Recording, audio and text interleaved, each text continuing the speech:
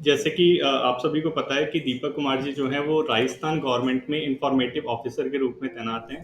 सो दीपक जी से मैं थोड़ा सा रिक्वेस्ट करूंगा कि दीपक जी प्लीज़ आप अपने बारे में थोड़ा सा बच्चों को बताइए, थोड़ा सा इंट्रोड्यूस कीजिए। उसके बाद हम आपसे सीपीटी के बारे में थोड़ा चर्चा करेंगे कि सीपीटी में क्या क्या चीज़ें होती हैं, ताकि बच्चों को थोड़ी सी हेल्प मिले। सभी स्टूडेंट को मेरी तरफ से नमस्कार। आशा करता हूँ कि आप सभी की जो प्रिपरेशन है वो अच्छी चल रही होगी और एग्जाम के लिए आप सभी को बेस्ट ऑफ लक।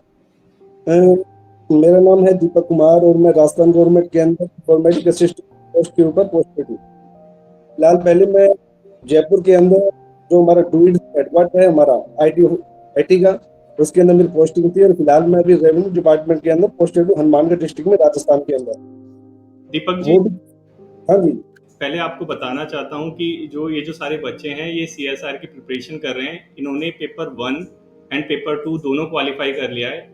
अब ये पेपर 3 के लिए फाइट करेंगे। अब पेपर 3 है इनका। पेपर 3 है डिस्क्रिप्टिव राइटिंग, और डिस्क्रिप्ट के बाद इनका होगा सीपीटी। तो जो सीपीटी है वो क्वालिफाइंग नेचर का है। यहाँ पे सीपीटी 100 मार्क्स का है लेकिन क्वालिफाइंग नेचर का है।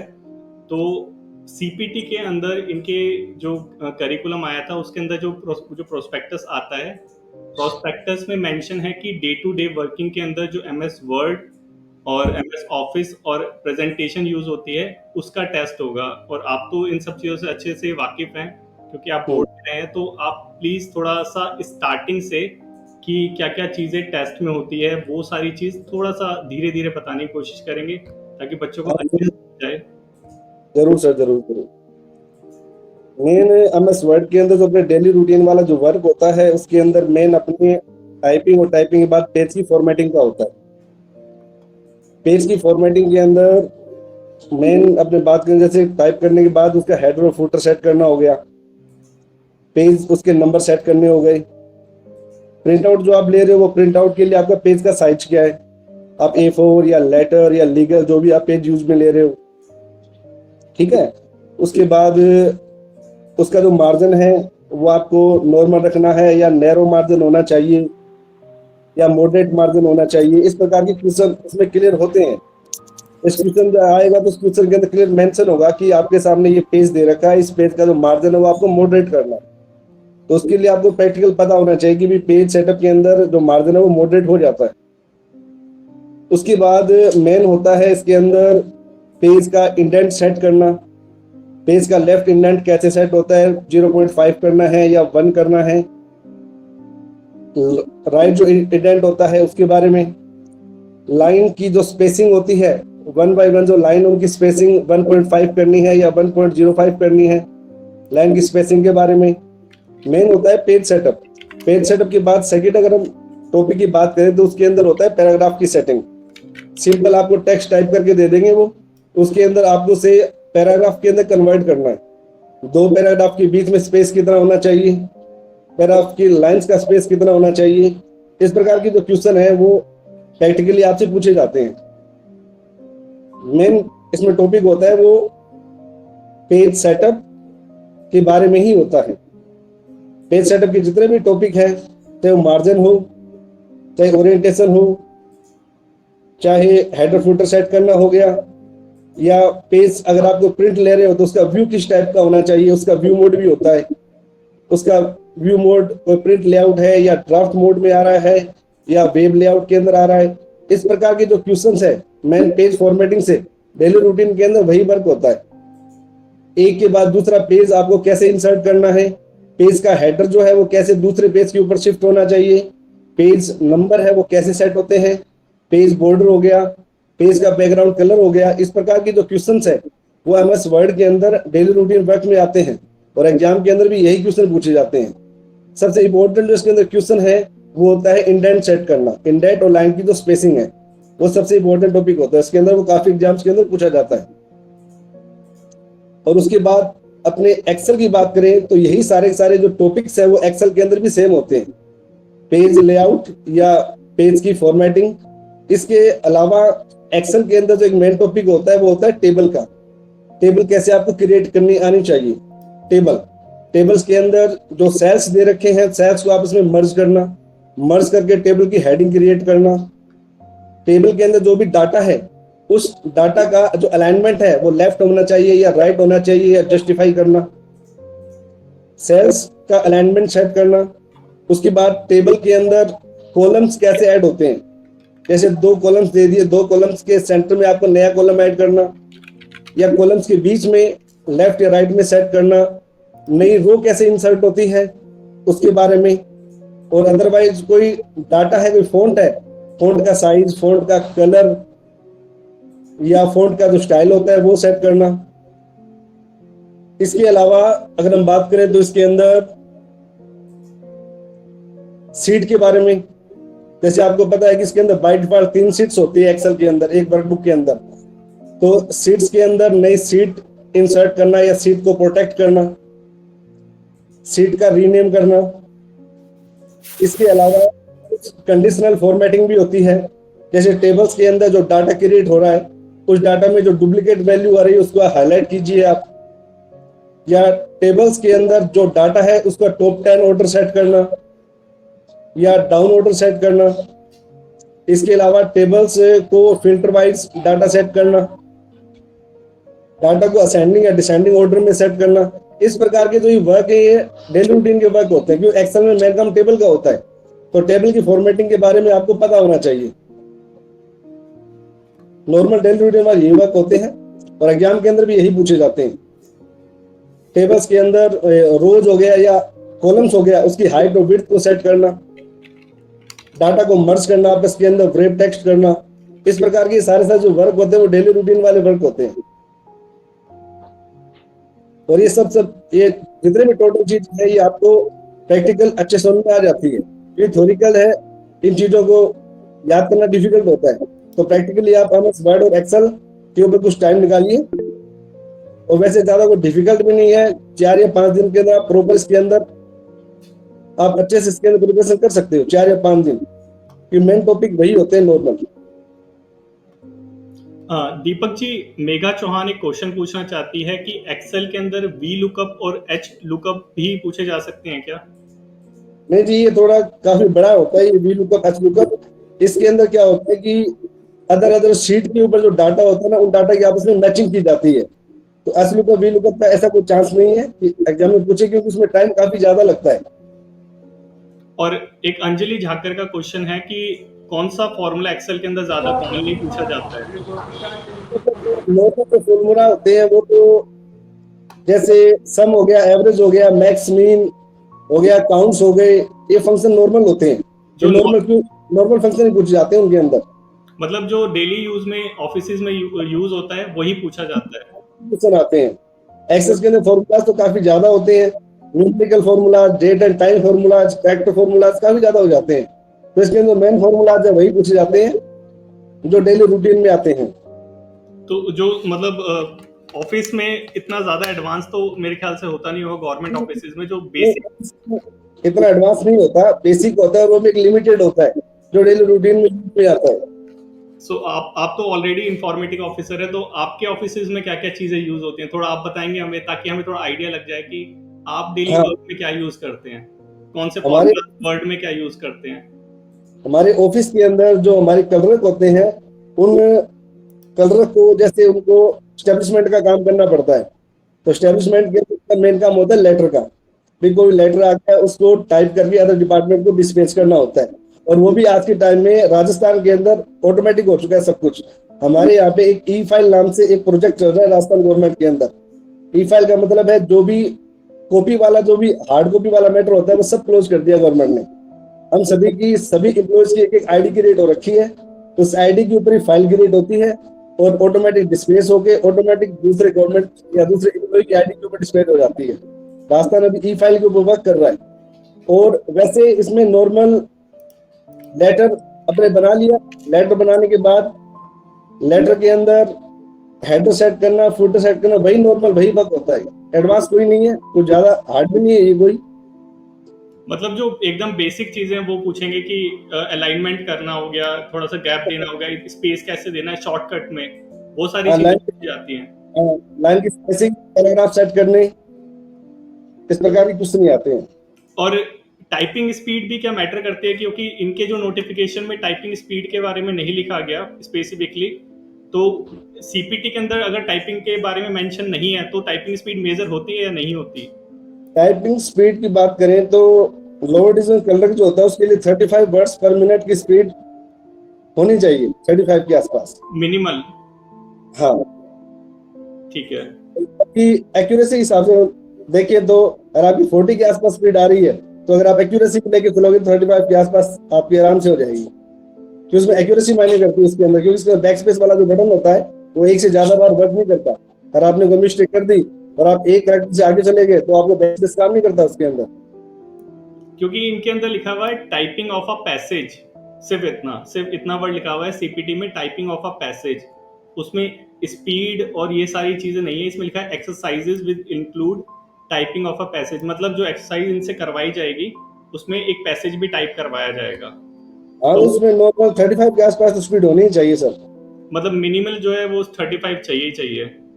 हाँ जी। और ठीक है, और कोई बच्चा सवाल पूछना चाहता है कोई तो हैंड रेज कर सकता है। गौरव शेरावत शायद आप पूछना चाहते हैं। मनीता, मनीता अनम्यूट करके सवाल पूछिए। सुलेख, पहले मनीता से स्टार्ट करते हैं। Good evening sir. हाँ, good evening sir, PPT PowerPoint में भी कुछ पूछा जाएगा, जैसे कोई सीट बनानी होती है हमें पावर पॉइंट में, पीपीटी बनाते हैं हम, तो वो भी पूछा जाएगा इसी में? हाँ जी, पीपीटी के अंदर वैसे पूछते नहीं है, लेकिन मोस्टली तो वर्ड और एक्सेल के बारे में पूछते हैं।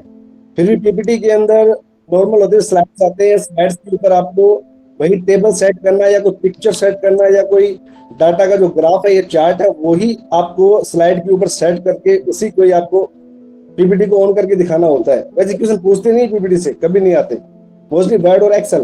वर्ड में ज्यादा पूछते हैं फॉर्मेटिंग के बारे में। Okay sir. सुलेख, आप कुछ पूछना चाहते हैं? Good evening sir. आज गुड इवनिंग सर, एक्सेल में चार्ट के थ्रू भी पूछ सकते हैं क्या, टेबल को चार्ट के थ्रू भी ना? हाँ जी, टेबल चार्ट में कन्वर्ट हो जाती है एक्सेल के अंदर, वो तो नॉर्मल है। टेबल आपने क्रिएट कर रखी है, उस टेबल को आप सिलेक्ट करना। टेबल सिलेक्ट करने के बाद चार्ट्स नाम का ऑप्शन होता है, चार्ट्स के अंदर आपको जो चार्ट वो बार के हिसाब से चाहिए या कैसे चाहिए और डायरेक्ट सेट कर सकते हो। हाँ, ये पूछ सकते हैं क्वेश्चन, टेबल को चार्ट के अंदर कन्वर्ट करना। अच्छा क्वेश्चन था Sulekh. Megha Chauhan. Good evening sir. आज good evening. Actually sir, notification में लिखा हुआ है typing of a passage then slash और अदर वर्ड प्रोसेसिंग एक्सरसाइजेस। तो क्या इसमें जब हम टाइप करेंगे पैसेज, सपोज उन्होंने पैसेज दिया या फिर जो भी पैराग्राफ है, तो उसमें स्पीड काउंट होगी? आज स्पीड इसके अंदर काउंट होगी, इसमें टोटल वर्ड्स के हिसाब से होता है। जैसे 10 मिनट है तो 10 मिनट के अंदर आपको 3000 के आसपास वर्ड आपके होने चाहिए। ये टाइपिंग उसके अंदर काउंट होती है। अगर सर किसी की टाइपिंग स्पीड अराउंड 26 या 27 वर्ड पर मिनट है तो क्या वो क्लियर कर सकता है या फिर थोड़ा मेहनत करना पड़ेगा उस पे? जी, मेहनत तो जी देखो जी थोड़ा करना पड़ेगा। जैसे जितने भी डिपार्टमेंट होते हैं, जैसे राजस्थान गवर्नमेंट हो या एसएससी हो, कोई भी एग्जाम हो, सभी के अंदर नॉर्मल 35 के आसपास तो स्पीड होनी चाहिए आपकी। और अगर कोई मेंशन नहीं है आपके अंदर तो आप ये मान के मत चलो कि अपने 35 नहीं है, तो मेंशन नहीं कर रखा तो 20 आ रहा तो काम चल जाएगा। आप बेस्ट की तैयारी करो ना, तो थोड़ी और मेहनत करके आप 35 के आसपास स्पीड लाने की कोशिश करो आप। सर एक्चुअली जो एसएससी में लिखा हुआ है उसमें एसएससी बेस लिखा हुआ है सीपीटी, पर सर पिछली बार जो हुआ था एसएससी की सीपीटी में उसमें 28 की स्पीड थी। तो सर इसमें बात ये है ना कि हम एएसओ और एसओ लेवल की तैयारी कर रहे हैं, तो उसमें सीपीटी में सर 35 की तो जो वो लगते हैं यूडीसी या फिर एमटीएस टाइप के लगते हैं उनकी होती है। आशीष, जो एएसओ होता है ना उसका भी काम मोरल क्लैरिकली होता है, तो हाँ है। होता है सर, पर जो फिर यूडीसी फिर उनका काम क्या रहेगा जब उनका काम हम ही करेंगे तो सर? देखिए आशीष, दीपक सर है ना वो एसओ लेवल पे रिक्रूट है अभी देखो जी, इसके अंदर काम का वैसे ये नहीं होता कि ये कोई एलडीसी लगा हुआ है या एलडीसी तो ये यूडीसी काम नहीं करेगा। ये वर्क ऑर्डर होता है, गवर्नमेंट में जाने के बाद आपका कोई फिक्स नहीं होता। हाँ, कोई गेजेटेड ऑफिसर उनकी बात अलग है, बाकी जो एलडीसी यूडीसी है ना, इन सभी का वर्किंग बिल्कुल सेम होता है। हम साथ डिपार्टमेंट में रहते हैं, जो एलडीसी काम करता है वही काम यूडीसी करता रहता है। और हमारे तो आईटी डिपार्टमेंट के अंदर जब मैं जयपुर पोस्टेड था तो हमारे तो एलडीसी से लेकर गजेटेड ऑफिसर तक सभी का जो वर्किंग एरिया था वो बिल्कुल सेम था। तो डिपार्टमेंट के हिसाब से काम सभी के एक जैसे चलता रहता। पोस्ट के हिसाब से वैसे मत देखना कि एलडीसी वाला काम वो यूडीसी नहीं करेगा। गवर्नमेंट ऑफिस में जाने के बाद ये होता नहीं है वैसे। नहीं सर, उसमें ये पूछा जा रहा है क्योंकि सीपीटी के जो उसमें नीचे लिखा हुआ कि एसएससी बेस्ड, तो पिछली बार जो एसएससी बेस्ड था उसमें 28 या 27 के आसपास स्पीड थी। तो उसके अंदर मेंशन होता है, देखो जो मेंशन था तो ठीक है, लेकिन वैसे मैं एवरेज आपको बता रहा हूँ 38 के आसपास तो कंपटीशन वाले स्पीड देती है 35 के आसपास। ठीक है सर। अगर आप 27 लेके चलोगे तो उसमें एक्यूरेसी को ध्यान रखना पड़ता है। सर वैसे एक्यूरेसी कितनी होनी चाहिए आपके अकॉर्डिंग, 90 या 95 प्लस समथिंग? 95 के आसपास अच्छी एक्यूरेसी है, क्योंकि 100 एक्यूरेसी वाले तो होते नहीं। बाई मिस्टेक 97 98 टॉप होते हैं, आप ये समझ लो। 100 वाले कोई नहीं होते टाइपिंग के अंदर। सर दीपक सर, लेकिन मैंने जब मेरा जो फर्स्ट जो गवर्नमेंट जॉब का एक्सपीरियंस था उसमें जो मेरा पोस्टिंग वाला जो पार्टनर था उसकी 65% कुछ मिस्टेक थी, लेकिन फिर भी वो सेलेक्ट था। लेकिन स्पीड कैटेगरी थी उसकी, कैटेगरी एससी थी, लेकिन स्पीड ज्यादा होती है ना, तो वो स्पीड ज्यादा होने की वजह से वो वर्ड ज्यादा लिख देता है। एरर के हिसाब से बोर्ड निकल जाते हैं। अगर आप 27 ही लेके चलोगे ना, तो अगर आप एक्यूरेसी भी रखोगे तो 24 या 25 के आसपास आएगी उसके अंदर। मतलब दोनों चीजों पे ध्यान देना है, एक्यूरेसी पे और थोड़ा सा स्पीड भी होनी चाहिए। ऐसा नहीं है कि तुम्हें टाइप करना ही नहीं आता बिल्कुल। ये देख लेना कि बैक स्पेस काम नहीं करेगा उसके अंदर, कभी आप बैक स्पेस के प्रोसेस बैठे रहो। सर वैसे जो सीपीटी होगा सर, उसमें हमें जो होता है कोई भी जैसे पैसेज वगैरह हो तो हमें पहले उसमें मिलेगा, मतलब एक जो पेपर होता है उस पे मिलेगा या फिर सामने उस मॉनिटर पे मिलेगा? ना जी, मॉनिटर के ऊपर ही हेडिंग लिखी हुई रहती है कि आपके सामने पैसेज आ रखा है, इस पैसेज के अंदर आपको ये फॉर्मेटिंग करनी है। ये ऊपर क्वेश्चन लिखा हुआ आता है। ये आशीष का अच्छा सवाल था, आशीष का। ठीक है, पूजा सॉरी सर बोलिए। मैं कह रहा हूँ जैसे ऊपर क्वेश्चन जाते हैं कि पेज के ऊपर आपको 2 पैराग्राफ शो कर रहे हैं, दोनों पैराग्राफ के बीच में स्पेस कितना होना चाहिए। ऊपर वाला जो पैराग्राफ है उसकी लाइनों का स्पेस इतना होना चाहिए। इस प्रकार के क्वेश्चन ऊपर ही मेंशन होते हैं। सर वैसे सीपीटी में कितना टाइम मिल सकता है? Ashish, I am really sorry, थोड़े से और बच्चों को भी सवाल पूछने दो।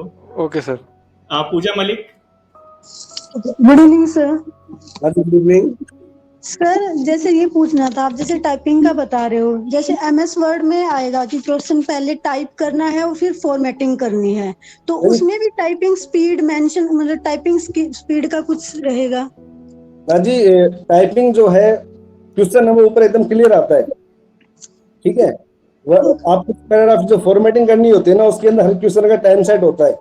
30 सेकंड या 35 सेकंड का टाइम होता है। उतने टाइम के अंदर आपको उस पैराग्राफ की या उस पेज की फॉर्मेटिंग सेट करनी होगी, फिर वो ऑटो सेव हो जाता है ऑटोमेटिक टाइम कंप्लीट होने के बाद। अच्छा दीपक सर, मतलब ये है कि जब बच्चों के सामने क्वेश्चन आएगा तो उसके साथ क्लॉक भी चालू हो जाएगी, और जैसे 30 सेकंड का टाइम मिला है तो 30 सेकंड में उन्हें पैराग्राफ में टाइप करके वो मार्जिन वगैरह जो सेट करने के लिए बोला है क्वेश्चन को, वो करना पड़ेगा।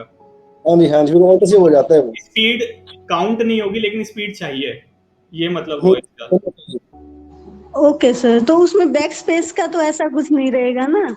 ये टाइपिंग स्पीड के अंदर बैक स्पेस जो होता है वो देखो, एक तो होता है एक्यूरेसी वाला एग्जाम, ठीक है, और एक होता है एफिशिएंसी टेस्ट। एफिशिएंसी जो टेस्ट होता है ना, उसके अंदर वर्ड और एक्सेल के अंदर फॉर्मेटिंग के बारे में पूछते हैं। तो उसके अंदर क्वेश्चन के हिसाब से टाइम होता है कि ये क्वेश्चन दे दिया, इसका 30 सेकंड आपके पास टाइम है, इतने टाइम के अंदर आप ये फॉर्मेटिंग इसमें कर दीजिए। और टाइपिंग होता है वो अलग मैटर होता है, इसके अंदर स्पीड काउंट होती है।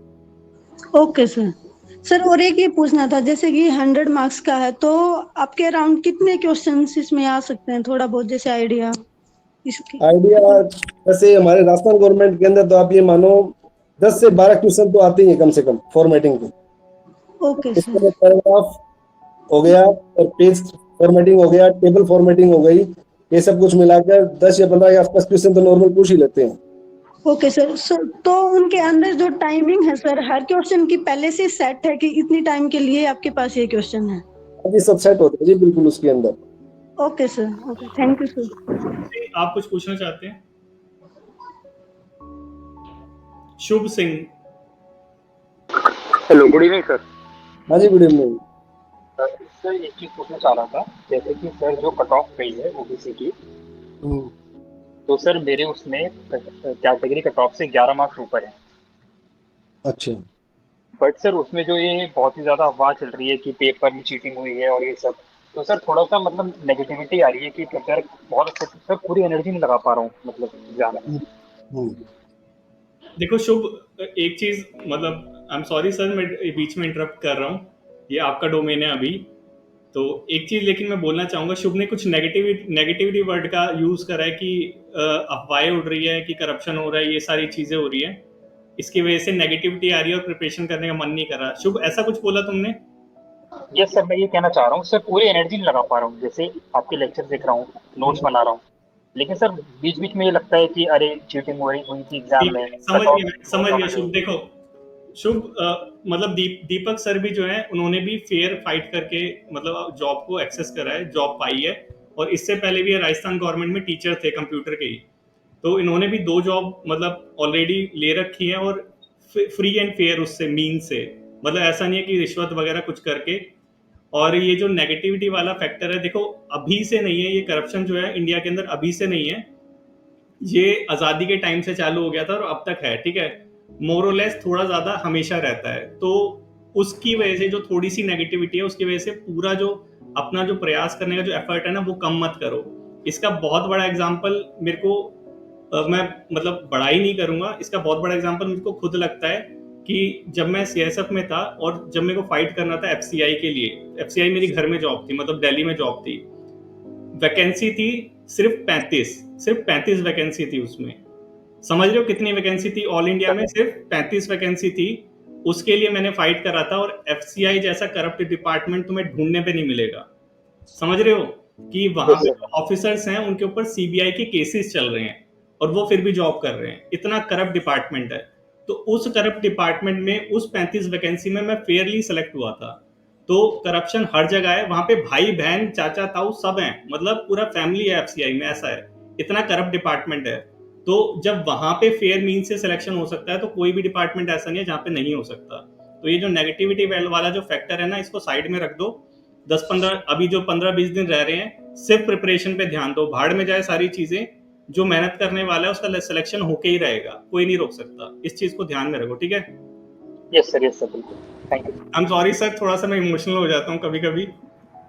नहीं जी, बात आपकी बिल्कुल सही है जी, बच्चों को बताना जरूरी होता है क्योंकि फ्रेश है तो ऐसी चीजें बच्चों के माइंड में आती रहती है। बिल्कुल आती रहती है और अफवाहें ज्यादा फैलती है। तो वैसे भी आपको पता है कि राजस्थान गवर्नमेंट के अंदर अभी पीछे भी काफी वैकेंसीज थी, उनके पेपर भी लीक हो गए थे, काफी बच्चे निराश भी हुए थे, लेकिन बच्चे लग रहे हैं अभी मेहनत के अंदर, क्योंकि लक भी कब काम करता है पता नहीं चलता, और ये लक हमेशा ट्राई करने भी पता चलता है, तो ट्राई करते रहो। सर एक क्वेश्चन और है, आई एम सॉरी मैं आपका बहुत ज्यादा टाइम ले रहा हूँ, मैंने आपसे सिर्फ 10 मिनट के लिए बोला था। एक लास्ट क्वेश्चन आप अटेंड कर लीजिए, उसके बाद अगर आप जाना चाहते हैं तो सर जा सकते हैं, लेकिन हम आपको विदा करना नहीं चाहते। तो जीरा, आप बहुत बेचैन लग रहे हैं, आप पूछिए पहले क्वेश्चन, और पहले आप अपना नाम बताइएगा। हेलो, नमस्कार सर जी। नमस्कार सर जी, एक बात पूछनी थी, जो ये ईडब्ल्यूएस कैटेगरी वाले हैं और ये जर्नल की कट ऑफ से हाई नंबर है और जर्नल में सिलेक्टेड हैं, तो फाइनल जो सिलेक्शन होगा वो जर्नल में ही फाइट करना पड़ेगा सर? नहीं जी, हमारे राजस्थान में अलग आती है कट ऑफ, जनरल की अलग होती है, ईडब्ल्यूएस की अलग होती है। जैसे इसमें सर जिसके जर्नल कट ऑफ से ज्यादा नंबर थे वो जर्नल में काउंट हो गए, जैसे ईडब्ल्यूएस कैटेगरी है मेरी और मेरी जर्नल की कट ऑफ पास है तो मैं जर्नल में काउंट हो गया, तो जो मेन रिजल्ट निकलेगा उसमें जर्नल में ही फाइट करनी पड़ेगी या?